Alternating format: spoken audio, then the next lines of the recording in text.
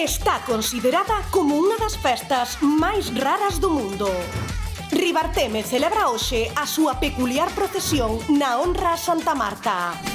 Xente que sobreviviu á morte e que agora van en cadaleitos abertos para dar as grazas á vida. Macabro ou emotivo? A Romaría dos Mortos, hoxe no termómetro.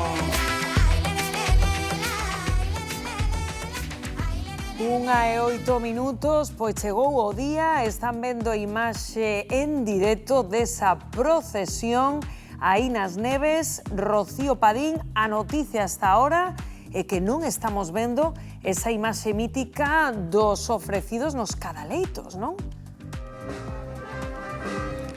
Pois efectivamente, esa imaxe mítica que estábamos acostumados aquí en esta romaría de Santa Marta, pois non está tendo lugar. O único que se permitiu hoxe a esta hora é sair un único cadaleito e baleiros. En ningún dos ofrecidos tiñemos dúas persoas ofrecidas máis unha terceira que, bueno, pois lle pediron que este ano non fose, así que permitiron sair este cadaleito, pero baleiro. Moi bo día. Estamos, bueno, pois un pouco molestos, non? Sí, é tanto que estamos molestos, porque isto é unha tradición que os curas acaban con todo. E de feito ofrecícheste. Eu ofrecíme que me operaron dun cáncer de tiroides, e en mes e medio me moveron os papeles todos, e gracias a Dios a Virgen da Santa Marta estou aquí. Que non é pouco, moi milagreira a que lle pedimos non só é o caso de Marisol, senón tamén o caso de Celestina. Ti tamén te ofreceches á Virxe? Eu ofrecín á Virxen ao meu marido, que por desgracia tuvo unha pancreatitis aguda moi grave, tuveron que operar 3 veces en 3 meses, e ao final, o día 3 de agosto, na UCI xa me dixeron que non había nada que facer, pero eu falei co cirujano que por favor que mo metera quirófano, e el díxome que lle iba a morrer na mesa de quirófano. Eu dixen, non me importa, total vou perdelo igual, pero polo menos temos unha luz. E dice, bueno, pois vamos alá. E ao final momento foi cando ti te ofreceches á Virxe. Exactamente, cando marchou para quirófano, dixen, Santa Marta bendita, si sale desta eu vou levar o meu marido a visitarte, que nunca fomos alá. Vimos desde Mos, bastante lonxe. E ao final, el saliu, gracias a Dios, leva 9 anos xa conmigo outra vez, e aquí estamos a darlle as gracias, polo menos. A Santa Marta de Ribarteme é moita emoción contida estes días nunha romaría cunha tradición centenaria. Esa tradición que marca sair cos cadaleitos, Marisol, e que este ano pois estamos vendo esa imaxe, un único cadaleito e sen que sexa posible que a persoa ofrecida vaya encima. É que non deixa o cura que lle imos facer, pero ben non está, porque nós temos unha devoción, queremos vir a cumprir o que pedimos e non podemos. Pois moitísimas grazas por atendernos, compañeiros. Quedamos aquí con esta imaxe desta procesión de Santa Marta de Ribarteme.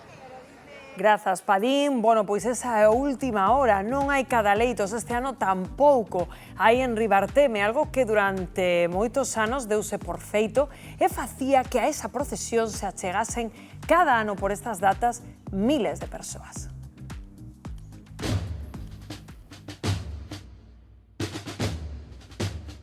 Neste 29 de xullo non hai quen celebre Santa Marta como en Ribarteme, onde ten lugar unha das manifestacións relixiosas máis singulares do país. Trátase dunha célebre procesión onde os ofrecidos á Santa son paseados dentro de cadaleitos. Fano para pedir ou agradecer a intervención divina na curación dunha enfermidade, xa sexa deles ou dun familiar. Porque Santa Marta é a patroa dos que estiveron a piques de falecer e a viaxe en ataúde representa o regreso dunha morte que non foi. Sábese que esta romaría leva celebrándose dende polo menos o século XVIII. Dende aquela, peregrinos procedentes de todo tipo de lugares chegan a Ribarteme para profesar a súa devoción á Santa e fano de distinto xeito, pois hai quen tamén chega á parroquia de Xeonllos. A longa historia desta romaría non impediu que o novo párroco de Ribarteme prohibise en 2022 o acompañamento de cadaleitos. Dicía que era unha superstición, pero a forte oposición veciñal fixo que volvese permitir a saída dos ataúdes ao ano seguinte. Male o fervor que levanta a tradición dos cadaleitos, cada vez hai menos xente interesada en ofrecerse á Santa. Parte deste declive pode deberse á apariencia macabra da procesión, aínda que pros devotos de Santa Marta, a festa por riba de todo e fano como unha maneira de agradecer a vida. Golpe a golpe, verso a verso.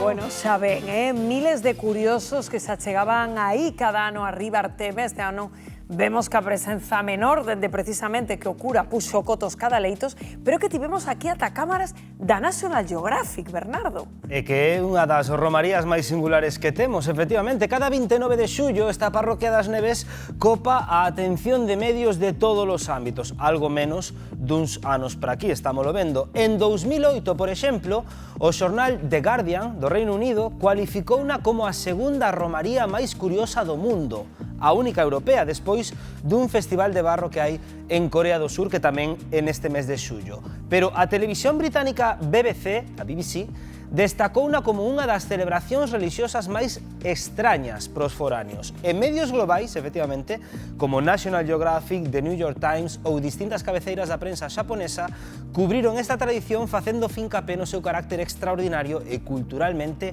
único. Mesmo National Geographic emitiu unha reportaxe na que un dos seus xornalistas participaba na procesión dende dentro dun cadaleito. Aquí está declarada a Festa de Interese Turístico Galego dende o ano 2020, dende hai 5 anos, e cada ano reúne milleiros de devotos, peregrinos e viaxeiros curiosos nun municipio de 3.700 habitantes coñecido tamén polo seu requeixo e polo seu viño do condado. Este interese mediático internacional posiciona as Neves pois como destino cultural e de rituais singulares que aumenta a súa visibilidade coa tendencia digital, os blogs ou incluso estudos académicos ingleses. Dúcias de xornalistas e fotógrafos chegados de Canadá, dos Países Baixos ou mesmo dos Estados Unidos fixéronse eco da súa procesión dos cadaleitos, considerada a procesión dos mortos vivos ou dos non mortos, pois os ofrecidos agradecen a Santa Marta non ter morto. Bueno, a imaxe sempre era moi impactante, como esa fotografía que tes detrás e que te acompaña.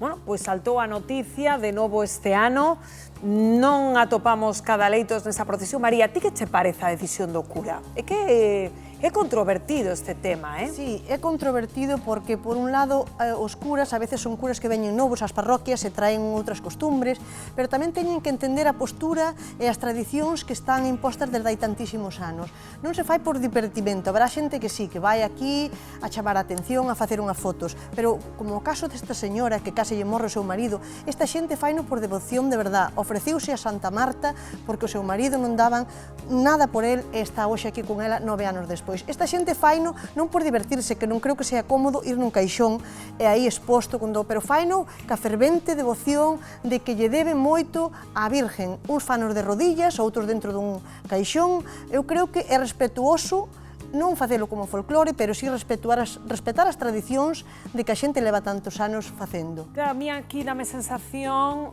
de que están pagando igual glorias sustos por pecadores, enténdame de que igual hai xente que o fai, como está explicando María, por devoción, pero que aquí o cura dixo, bueno, pois para evitar os que veñen a facer mofa, tomo esta decisión. Non sei, ti que opinas, Gloria?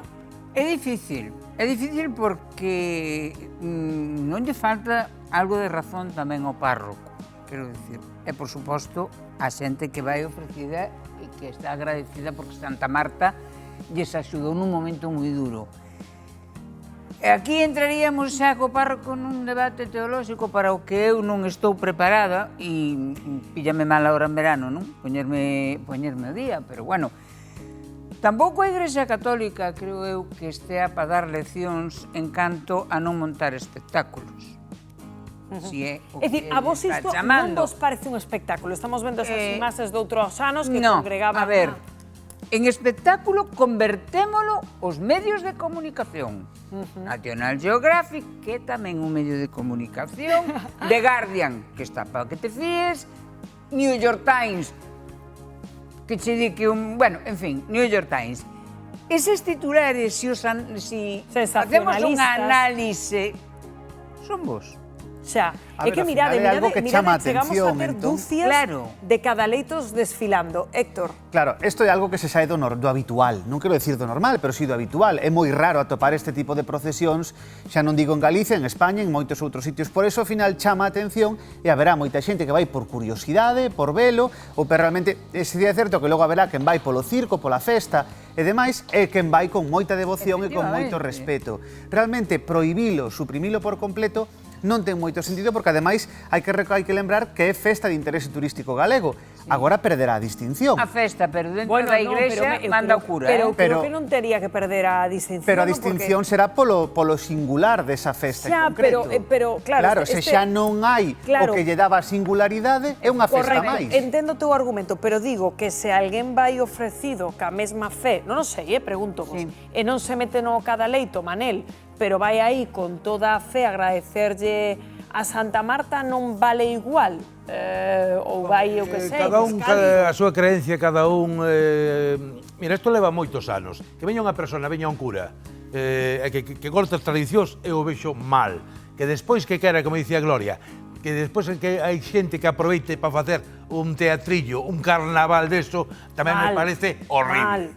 Porque o que aí temos que, nos gustará máis, nos gustará menos, pero hai que respetar as tradicións e os pensamentos das outras. É que iso, creo, María, é fundamental. É dicir, respetar a xente que ten fe e que vai aí con todo o seu corazón a agradecerlle a Santa nun momento lado axuda, pois é que hai que comprendelos, empatía. Que vai de rodillas, que fai as feridas nas rodillas porque ten esa devoción, porque os ofreciu, porque de verdad, cando te ves apurado, ofréceste a quen sea, e o que sea. E cando de verdad se che cumple, falo con fervor, como facía esta muller que chora e que pon os pelos de punta.